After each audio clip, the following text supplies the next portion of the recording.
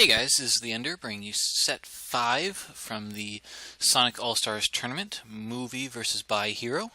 If you are still watching this, then you probably didn't see the first 4 games of the series, because the series ended actually, and Movie got eliminated and Hero moved on. This is just the anti-spoiler. So, I was trying to leave, a longer anti-spoiler video, and I'm learning a bit more about my equipment. Apparently, it stops recording the second I unplug the microphone. So this is actually my third attempt at making an anti-spoiler video, and the last 2 just failed miserably, and I didn't know why. But I'm gonna try not to mess it up this time. But anyways, so yeah, series is over. We know who's in the final 4. We've got 3 Terrans and 1 Zerg, so yay! Lots of Terran versus Zerg. Maybe. So I'll cast those games eventually, but in the meantime, I am going to watch some WCS, and that way I will give you guys a 10-minute anti-spoiler, so you can't just look at it and say, oh, it's a minute long, it's anti-spoiler. So you can watch it with me, or you can move on to the next videos, but enjoy. ZVZ, but I don't know if this is going to be his forte for ZVP. At any rate, that natural base may not even be that big of an issue, because a lot of the game comes down to these really nice open engagement areas out here. So, for example, if poor Bales wants to take a fight anywhere outside of his natural, anywhere away from his third, chances are he's not going to have the greatest force fields. Over here, maybe, but I can't see Destiny running all the way northwards around this detective third. It's going to be coming from this angle. So whether you knock down the rocks, whether you actually take a fight out in the open, I think the bottom line is force fields are not going to be as much of a asset as they normally otherwise would be. But next is coming down to Bales. Once again, it's safe. There's no reason to one-base it. He could go for the gateway all-in, which is always a very, very scary thing to consider, but it's also the one thing we've shown Destiny can hold off pretty comfortably.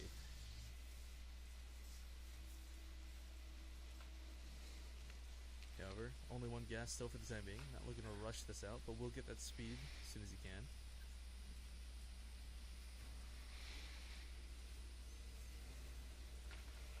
I mean, the scout with the links would be nice if he can get it.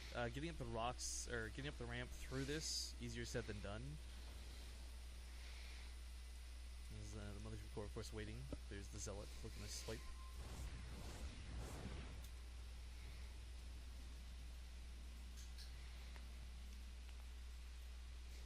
But one actually very interesting development. Waiting to see if we get that pneumatized carapace once again. It's not a super expensive upgrade, but of course, if you've not got a lot of gas, chances are you're prioritizing towards that speed benefit, possibly saving it for a quicker layer. But we do see Bales opening the exact same way again. It's going to be the Stargates. Expands into the Stargate, gets those Phoenixes out, which seems pretty decent control. But there's that pneumatized carapace. Waiting to see if that's what the gas is going to be spent on. Of course, for him, by the time he gets up there, the first Phoenix should be popping out, so that'll be kind of well met with timings. This is going to be a bit frustrating, too, because, I mean, Bales kind of blindly went into that quicker storm. I think he just kind of knew, having gone Phoenix's Destiny was going to do that same Hydralisk-heavy composition. We saw a lot of Roaches mixed in there, too, but as you guys witnessed firsthand, Roaches can eat a storm or two, but still, they have their limits, especially with health. No quick third out of Destiny. I mean, he's waiting to take this at a pretty appropriate time, but there's no greed to extend off of here, so it's a little bit annoying, too, because he can't get a lot done. Working with 2 bases.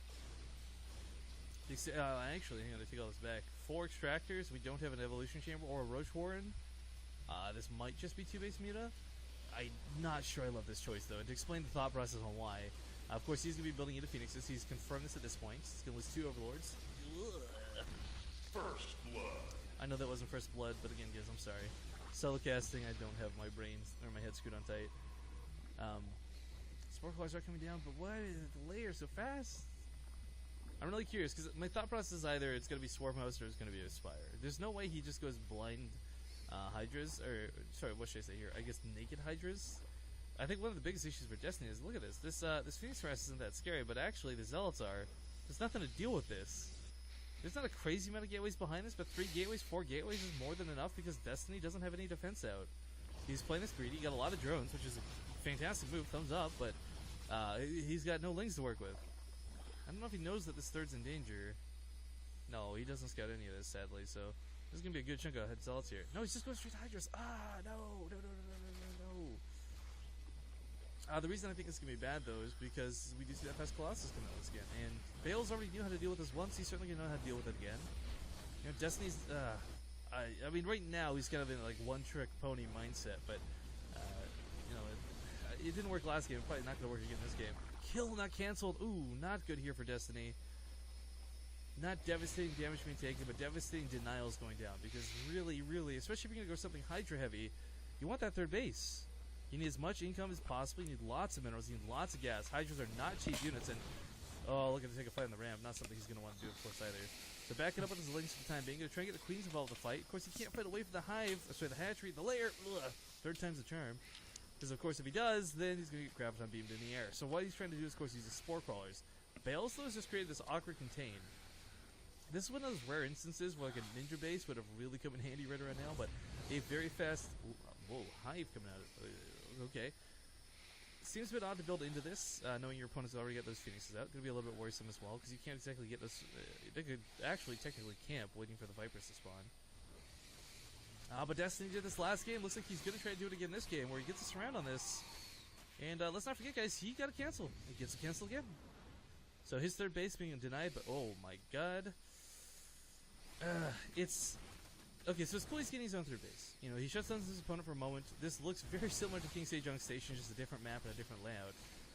I think the problem is, though, he's not really going to catch those phoenixes. Bell's being a lot more careful with these. He's not leaving the middle of the map.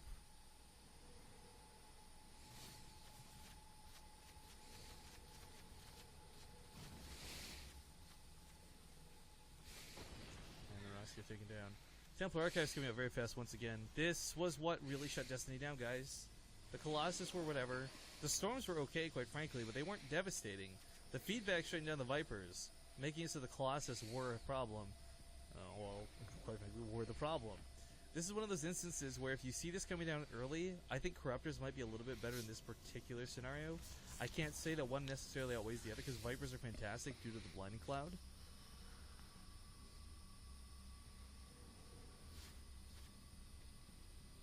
We'll see if this comes into effect or not. Destiny, of course, has a pretty healthy drone count. Sadly, that third base delayed for quite a bit of time. Doesn't see the pylon out here still. Oh my god, that's like... Yo, take notes, guys. This is like the perfect pylon placement. Oh my god. For someone who, of course, went to Overlord Heavy for the, or not Overlord Heavy, but I guess like Overlord Investing with that Nubatized Carapace, you think he would have scouted this by now. Sadly, not the case. War Prism also hovering nearby, waiting for an attack. There are two Zealots in here. You know, it's not too crazy to consider, but these drops could be a bit of a problem. Not at the natural, though. Oh, I like these spine colors, but why? I guess he was really worried about something coming down over there. Finally cleans up that pylon, though, and yeah, the burrow coming out much earlier this time. There was an observer in the army, though, guys. I want to stress this. Like, last time, Destiny had a really cool idea. Tunneling claws potentially on the roaches were whatever. But the burrow was going to help him deal with the force fields and get away from the army values. The awkward army fights. Values that he didn't have the army value for. There we go. Connected it. Brought it back. But there's an observer already in play. So the thing for this is he's going to burrow, but he's still going to die.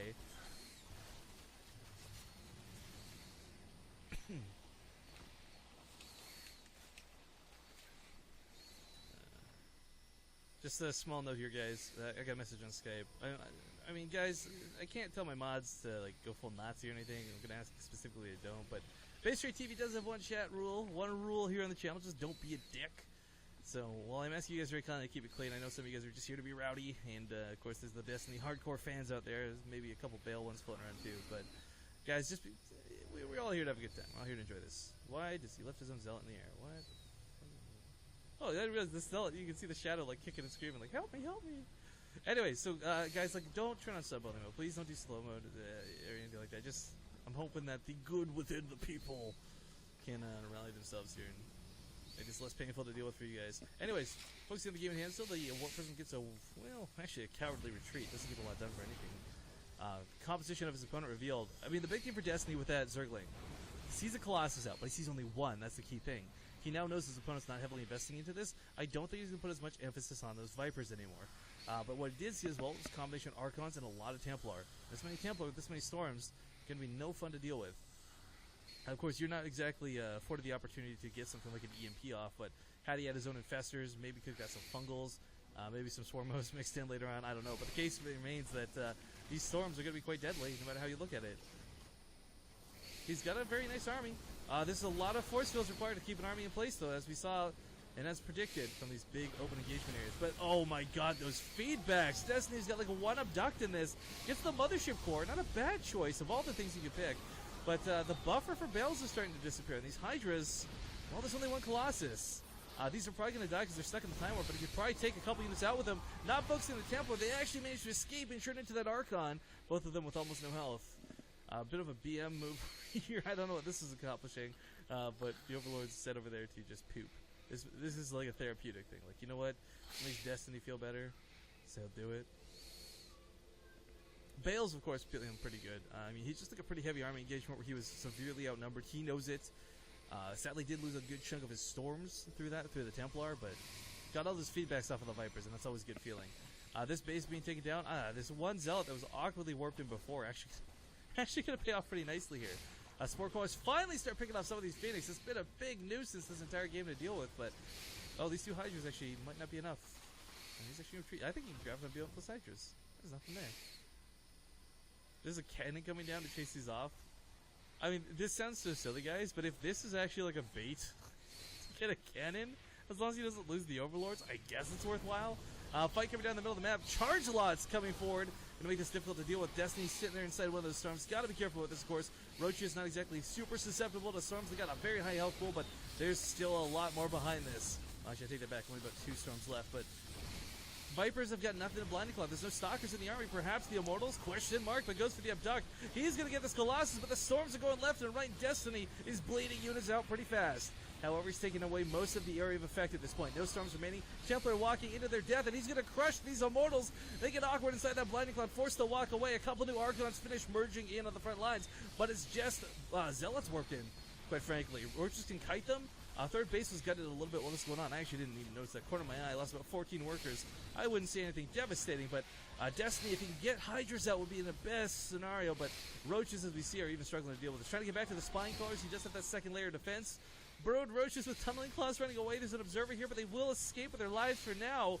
And let's not forget, Regen is kind of crazy on Roaches that are broke, guys, especially with that Tunneling Claws upgrade.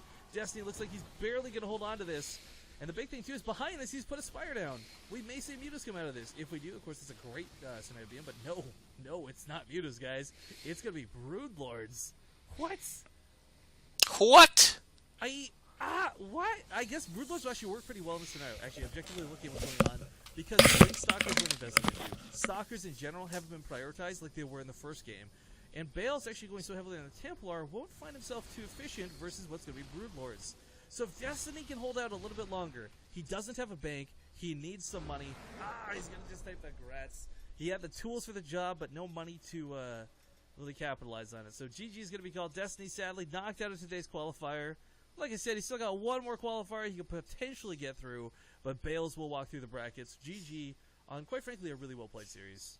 I think both players did some really cool things. Definitely mistakes all around to be had, but sorry, Destiny fans, he's gone. Oh, but Base Trade TV fans, Zombie Grub is back.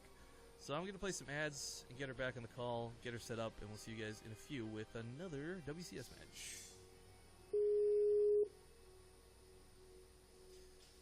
Hey, that's ended up pretty nicely. We just finished the series. What's up? What's up? Destiny got knocked